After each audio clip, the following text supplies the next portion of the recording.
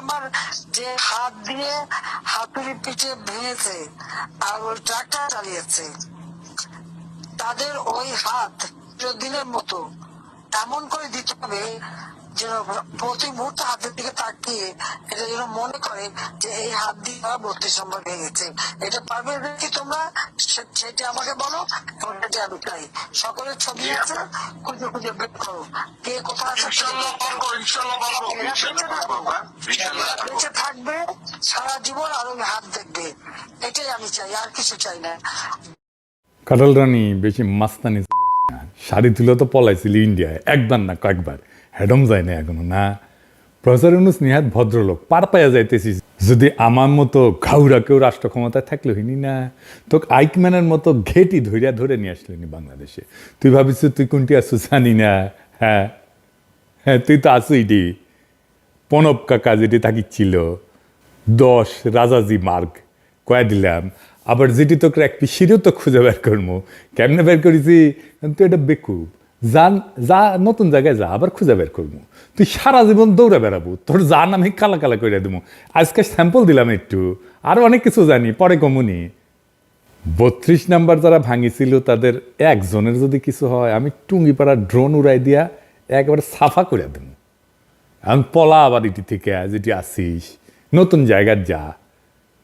আবার এদিক জয়শঙ্কর কইছে বাংলাদেশেরই ঠিক করা লাগবে যে বাংলাদেশ কেমন সম্পর্ক চায়। আমরা যেই সম্পর্ক চাই সেই সম্পর্ক দিবে ইন্ডিয়া, দিবে। আমরা তো ইন্ডিয়া দিবে।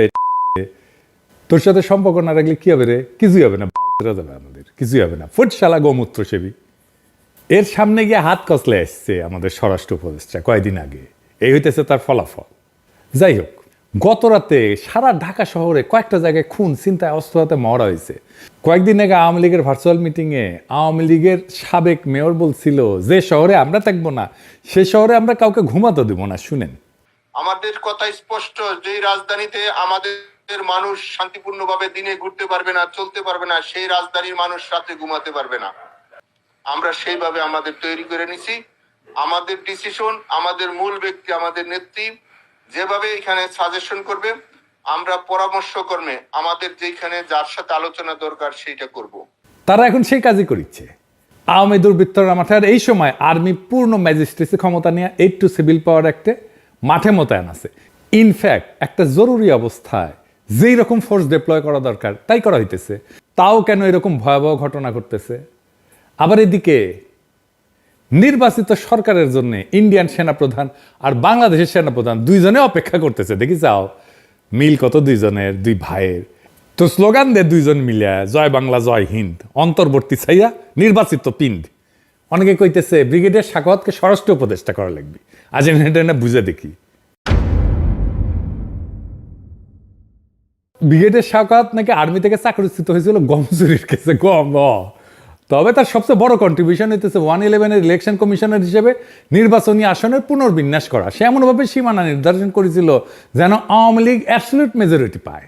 ধরেন বুঝায় কই, ধরেন কোনো আসনে 45% ভোট আওয়ামী লীগ পায় আর 55% ভোট বিএনপি পায়। তো এই আসনে নিশ্চয়ই এমন কিছু আসন আছে যেখানে বিএনপি ম্যাক্সিমাম ভোট পায়, মেজরিটি ভোট পায়। আবার এই আসনে কিন্তু কিছু সিট থাকবে যেখানে আওয়ামী লীগ মেজরিটি ভোট পায়। তাই হয়, এরকমই হয়। তো এই সাখাওয়াত করেছিল কি যে এই আসনের বিএনপি মেজরিটি কেন্দ্রগুলোকে আর এক আসনের সাথে জুড়ে দিছে। যে আসনে হয় অনেক ব্যবধানে বিএনপি জিতেছে, অথবা আওয়ামী লীগ জিতে অনেক ব্যবধানে, যেন এই কেন্দ্রগুলোর বিএনপি ভোটের উপর কেমন কোনো ইম্প্যাক্ট না থাকে। তারে উপদেষ্টা পরিষদে ঢুকেছে আর্মি, এখন সে নৌ মন্ত্রণালয়ের দায়িত্ব। আর এই সময় 250 লাইটার ভেসেল সমুদ্রে পণ্য নিয়ে ঘুরতেছে যেন বাজারে সংকট তৈরি হয়। সে কিছুই করে নাই, এক কান দিয়ে ঢুকে আর এক কান দিয়ে বের করে দিছে। এই হইতেছে তার ক্ষমতা। এরা স্বরাষ্ট্র উপদেষ্টা বানাইতে চান। মিনিস্ট্রি অফ হোম অ্যাফেয়ার্স কি মিলিটারি ইস্যু নাকি? পাবলিক অর্ডার কি মিলিটারি ইস্যু? এখানে দরকার সিভিল ব্যাকগ্রাউন্ডের লোক বা পুলিশ ব্যাকগ্রাউন্ডের লোক।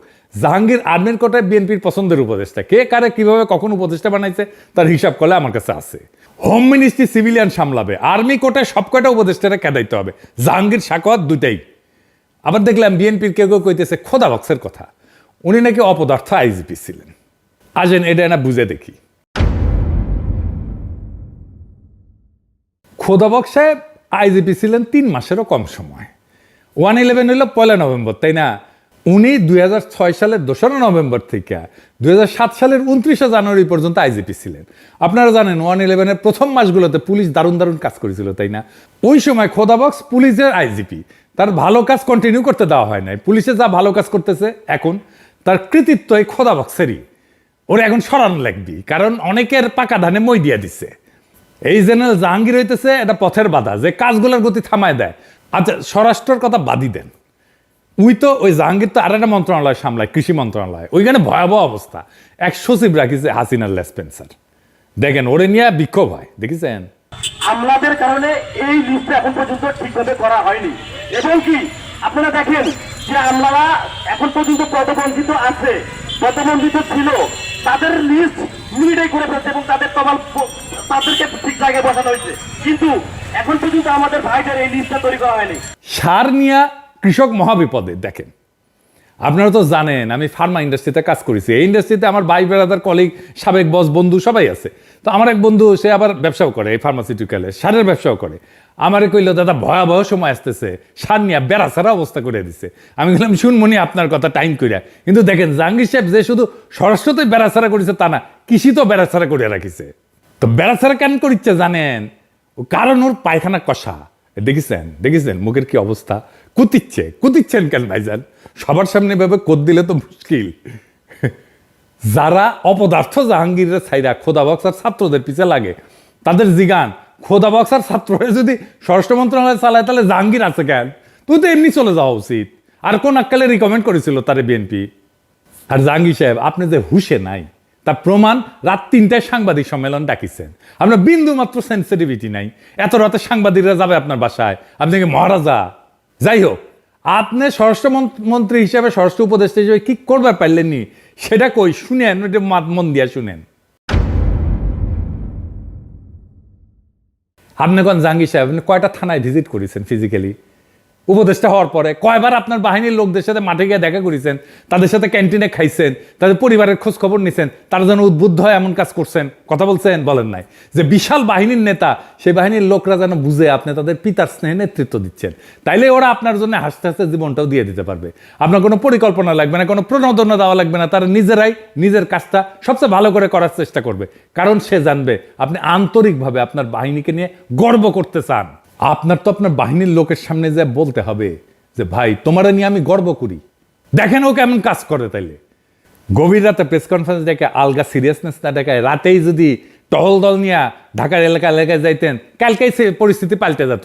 আমি নিজে যদি ষষ্ঠ উপদেষ্টা হইলামিনি, তাইলে গাড়ি ভর্তি করিয়া ওই দিনই খাবার পানীয় নিয়ে প্রত্যেকটা টহল দলের সাথে দেখা করতাম, তাদের উৎসাহ দিতাম, সারা রাত ঢাকার রাস্তায় চষে বেড়াতাম, নাগরিকদের সাহস দিতাম।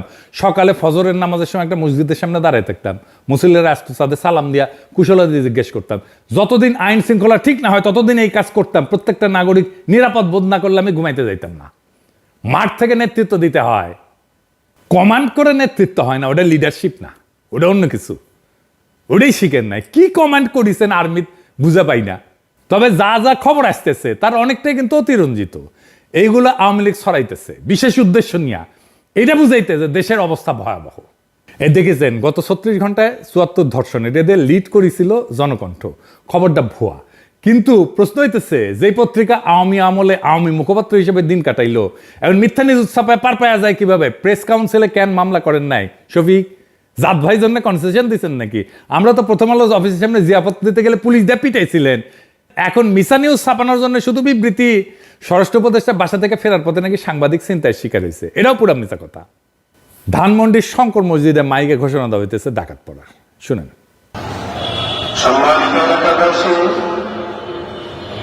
সকলকে দৃষ্টি আকর্ষণ করছি,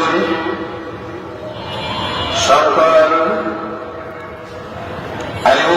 স্কুলের আশপাশে, স্কুলের গলিতে ছুরি চাপাতি নিয়ে দেখা দল করছে, ঘোরাফেরা করতেছে। আমরা সকলে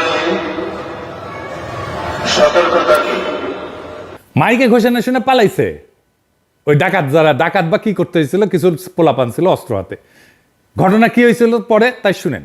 শঙ্করে গেছি, শঙ্কর থেকে আসার সময় দেখলাম আপনার অনেক লোকজন আসতেছে, তো এখানে দাঁড়াইলাম। দাঁড়ানোর পরে দেখলাম যে 50-60টা ছেলে দাঁড়ায় রয়েছে, বড় ছোট মিলানো।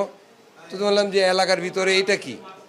তো ওকে জিজ্ঞেস করলাম যে এরা কারা? ও ভাই আমি চিনি না। ওই বলছে যে আমি চিনি না। আরেকটা ওই যে এখানে আপনার বিক্রি করে, কি জানি আনারস বিক্রি করে, ওকে জিজ্ঞেস করলাম যে এরা কারা, চিনো নাকি এরা? কবে আমরা চিনি না, এরা এখানে দাঁড়ায় রয়েছে, এদের কাছে ছুরি চাপাটি আছে। তো এখন আমি ভাই ভয়ের ভিতরে আছি, আমি কি ওইটার ভিতরে ঢুকবো কখনো? পরে আমরা আসছি, আসার পরে এলাকার মুরব্বীদের বললাম যে দেখেন এই ব্যাপার, কার কি ক্ষতি হয়ে যায় বলা যায় না, আপনারা কি করবেন? তো বলছে মাইকে অ্যালাউন্স করো। এখন কাকে ফোন দিব? আমাদের মসজিদের মাইকে অ্যালাউন্স করছে, এলাকার লোকজন বাইরে হয়ে আসছে, ওরা চলে গেছে। তো আমি যখন মেসেজ দেখেছি সাথে সাথে পুলিশকে জানিয়েছি, র্যাব গেছে। কিন্তু ঢাকার একটা ঘটনা পুলিশ কেন প্যারিস থেকে জানবে? জাতীয় জরুরি সেবা হচ্ছে 999, এই নাম্বারে কল করবেন। যেমন কোনো অপরাধ সংগঠন, দুর্ঘটনা, অগ্নিকাণ্ড, তাৎক্ষণিক সহায়তার জন্য 999 নম্বরে কল করবেন। 24 ঘন্টা আপনারা কল শুনবে, এটা রেকর্ড হয়। আর আপনার নিকটস্থ থানার ওসির নাম্বারটা রাখবেন, ওদেরকে থানার ফোন নাম্বারটা রাখবেন, ওইখানে জানাবেন। তবে ওসির নাম্বার আছে জন্য আপনার বাসার মুরগি হারাইছে জন্য আপনি ওসির ফোন দিবেন, সেটা আবার কইরেন না।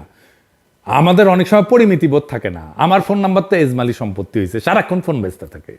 আমার কাছে তো প্রফেসর ইউনূসের নাম্বারও আছে। আমি যদি রেগুলার ওনারে মেসেজ পাঠাই, উনি কাজ করতে পারবেন। মেসেজ পাঠাবো যে যেটা খুব জরুরি দরকার, ওনার দেখা দরকার কালে ভদ্রে, তাইলে উনি আমার মেসেজে গুরুত্ব দিবেন। যাই হোক, আইন শৃঙ্খলার অবস্থা পরিকল্পিতভাবে খারাপ করার সব ব্যবস্থা আওয়ামী লীগ করতেছে। শুধু কি আওয়ামী লীগ, আমাদের সুশীলদের প্রিয় মাহমুদুর রহমান মান্না, তার দল নাগরিক ঐক্য ঢুকেছে আওয়ামী লীগরা। তারা বগুড়া শিবগঞ্জে যুবদলের নেতার বাসায় ককটেল হামলা করেছে।